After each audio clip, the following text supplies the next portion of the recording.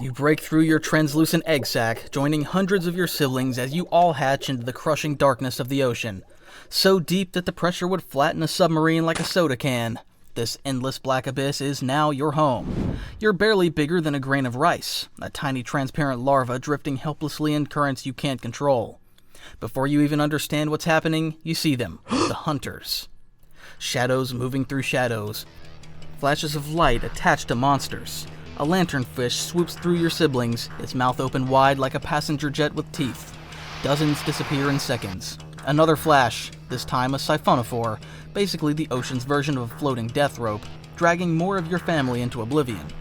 What the actual hell, you think to yourself, watching as your numbers dwindle from hundreds to dozens in minutes. There's no time for mourning, you need to move, but how? Unlike regular fish that swim horizontally like they have somewhere normal to be, your body is designed to swim vertically, head up, tail down. Your first attempts are pathetic. You wiggle awkwardly, fighting against both gravity and the crushing weight of the ocean. The current does most of the work, sweeping you along like a piece of depressed confetti. At least the darkness hides your embarrassing swimming skills from whatever's looking for its next snack. Speaking of snacks, all this running from death has made you hungry. Your tiny stomach growls, but what are you supposed to eat in this ocean full of creatures that want to eat you? That's when you notice it. Tiny particles floating all around you. A snow-like shower of dead stuff from above. It's called marine snow. Basically, the leftovers of whatever died thousands of feet above you, slowly raining down into the abyss. Not exactly five-star dining, but at this point, you'll take what you can get. You open your tiny mouth and start filtering the particles, sucking in whatever is small enough to fit. 3 weeks into your confusing life, you've eaten enough marine snow to grow from rice grain size to about as long as a paperclip. You're swimming around, slurping up more deep-sea leftovers when a sudden current catches you off guard. Instead of fighting it, you go with it, swimming higher and faster than you've ever gone. Huge mistake. Your body starts freaking out in a way you didn't know was possible. See, your tiny body is built to handle the crushing weight of deep water, like living your whole life with a truck sitting on top of you. But as you swim higher, there's less water above you, which means less pressure pushing down. It's like being built for wearing a super tight compression suit your whole life, then suddenly having someone cut it off. The gases in your blood and tissues, which were squished down by all that pressure, suddenly start expanding like tiny balloons. Pain shoots through every inch of your body. Your organs feel like they're being stretched from the inside out. Your eyes bulge. Everything hurts. This is barotrauma. What happens when a deep-sea creature goes somewhere it shouldn't. Humans get something similar when they scuba dive and come up too fast. Your body is literally starting to come apart at the seams. Just when you think you're about to burst like a popped water balloon, a blessed current pushes you back down to deeper water. As you sink, the increasing pressure squeezes those expanding gases back to normal size, but it's not a pleasant feeling. Imagine someone slowly sitting on a balloon until it's squished flat. That balloon is your organs. You just learned a terrifying lesson. In the deep sea, even swimming upward can be a death sentence. You barely got your ass saved by that current. Gasping with relief, you immediately dive deeper, seeking the safety of higher pressure. As you descend back into the familiar darkness, something catches your eye. A strange blue light glowing about 10 feet away. In this pitch-black world where you've never seen anything but darkness, this glowing dot is mesmerizing. You've never seen actual light before, and like a moth to a flame, you drift closer to investigate. Big mistake. As you approach, you suddenly realize that the light is attached to something, a fishing lure made of glowing flesh, and it's connected to a massive gulper eel, a creature with a mouth that can expand to swallow prey many times its size. The blue light was just bait, and you fell for it. The eel's jaws suddenly expand like a deployed parachute, ready to swallow you whole. You flail backward in pure panic, your ribbon-like body finally responding to your commands when it matters most. The jaws snap shut just inches from your face. After barely escaping death, the next few months of your life are dedicated to one thing: growing. And boy, do you grow. Just not in any way that makes sense. While other fish bulk up, develop muscles, and generally become more capable, you just get longer, and longer, and somehow even longer. By your first birthday, you've stretched from paperclip size to over 3 feet of living ribbon. You're basically becoming the ocean's interpretation of a wet noodle.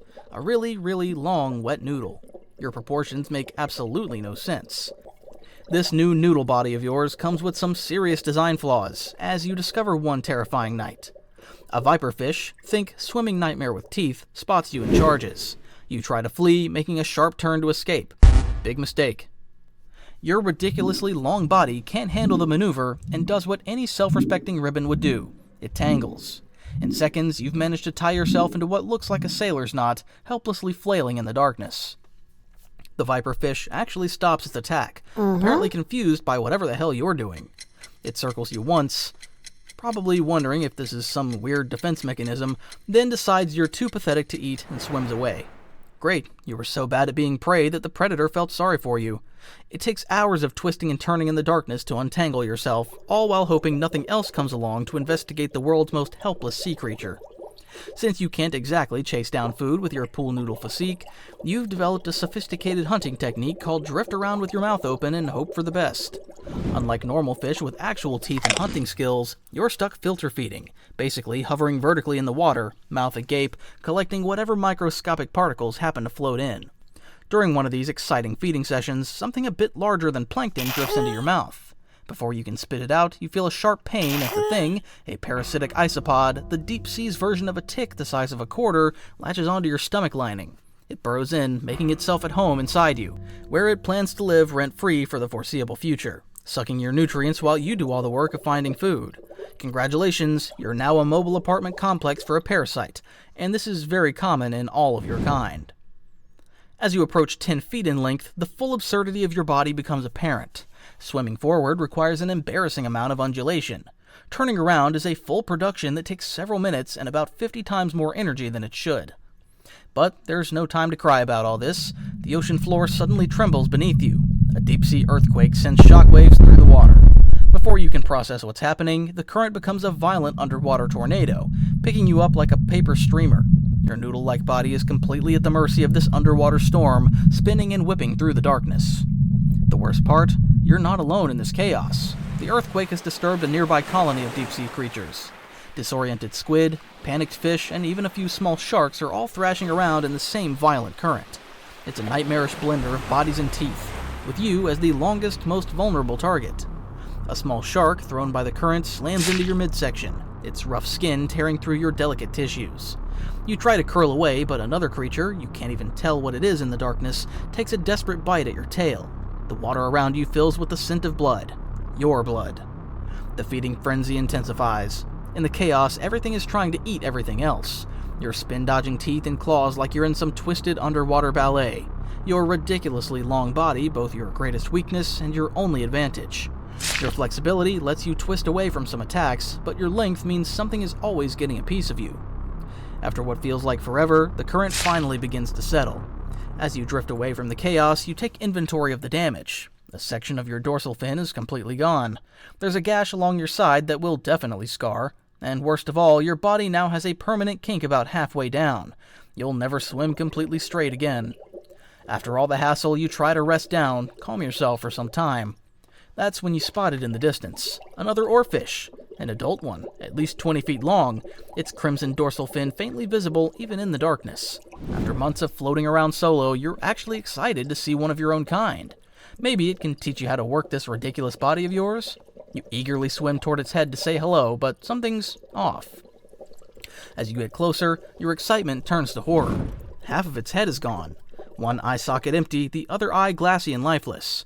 Bite marks run down its ribbon-like length, chunks missing where something huge took several bites. Yet here it is, still upright, still swaying gently with the current as if it were alive. This oarfish has been dead for weeks, but its body hasn't gotten the memo. Unlike normal fish that rot, bloat, and float belly up when they die, your kind is made mostly of gelatinous tissue that takes forever to decompose. With no swim bladder to fill with gas and make you float, you just keep going after death. This oarfish corpse is drifting through the deep like some kind of ocean ghost, its movements so lifelike that even predators sometimes don't realize they're attacking a floating buffet rather than a living creature. As you watch, a deep-sea shark approaches the body, taking another bite from its already mangled form. Great. As if being alive as an oarfish wasn't bad enough, even death doesn't give you a break. By your 5th year, you've reached your full adult size, over 30 feet of impractical sea ribbon. At this point, you've accepted your fate as a drifting, gelatinous question mark that even evolution seems confused by. If you thought finding food was hard, finding love is practically impossible. Dating in the deep sea is a nightmare when you're a creature that might see another of your kind once every few years, if you're lucky. There's no deep-sea dating app, no Oarfish hangout spots, just endless darkness, and the crushing realization that you might drift your entire life without ever meeting a mate. On the extremely rare occasion when you do spot another adult oarfish, there's no romantic courtship, no getting-to-know-you phase. It's basically, oh, hey, you're also an oarfish? Great, let's make this quick before something eats us. No dinner and a movie, just a brief, awkward encounter where you release your eggs or sperm into the water, depending on which parts you've got. Out of the thousands of potential offspring you release, maybe a handful will survive to experience the same miserable existence you've been enjoying. After that brief encounter, you'll likely never see another oarfish again. Many of your kind never even get that much, spending their entire lives drifting solo through the abyss, their reproductive material eventually released into the empty water as they die, making them the literal definition of dying alone. After years of somehow surviving in the deep ocean despite being nature's most impractical design, your luck finally runs out. A massive underwater storm pushes you far from your usual depth. The currents are too strong to fight, especially with that permanent kink in your middle, throwing off your already limited swimming abilities. You're carried upward, away from the crushing pressures your body's designed for. As you rise, that familiar pain returns, the barotrauma from your youth, but 100 times worse. Your organs start expanding, tissue tearing from the inside. Your massive eyes bulge even more, threatening to pop from their sockets. The pressure change is literally pulling you apart cell by cell. But, unlike your youth, there's no convenient current to push you back down to safety. By the time you reach waters shallow enough for sunlight to penetrate, you're barely alive. Your once silver skin is rupturing, internal organs failing as gases expand inside your body. The bright light burns eyes that have never seen anything brighter than bioluminescent creatures. The warm water feels like acid on your deep-sea adapted skin. The final insult comes as waves push your dying body toward shore. Your 30-foot ribbon with its telltale kink washes up on a beach. Humans gather round, pointing and taking pictures of your bizarre form. Sea serpent, some cry. Monster, say others. They poke at your gelatinous body with sticks, watching it fall apart at their touch. Most of you have probably heard that oarfish are called doomsday fish, and recently they've been appearing more often on ocean surfaces, causing people to panic that something terrible is about to happen. So let me explain. For centuries, Japanese fishermen have called oarfish Ryugu no Tsukai, the messenger from the sea god's palace. According to their folklore, when multiple oarfish appear at the surface, it means one thing: a major earthquake or tsunami is coming soon. Is there any truth to this? Well, some scientists think there might be. Oarfish normally stay in the deep ocean, but they might detect subtle changes in pressure or underwater currents from tectonic activity before humans can.